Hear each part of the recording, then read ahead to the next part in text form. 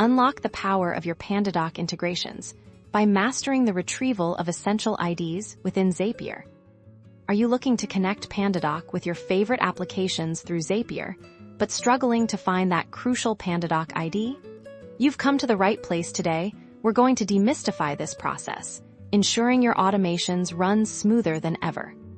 First, let's navigate to your Zapier dashboard. Whether you're creating a brand new Zap or editing an existing one, the PandaDoc ID will typically be found within the action or trigger setup for your PandaDoc apps, so select PandaDoc as your app.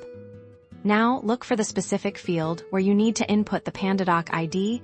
This could be labeled as Document if you're referencing a specific sent document, or Template if you're looking to create a document from a template for this tutorial. Let's assume we're working with a document field. Click on this drop-down menu. Zapier will often fetch a list of your recent PandaDoc documents or templates. If you see the exact document or template you're looking for listed here, you've already found your ID indirectly.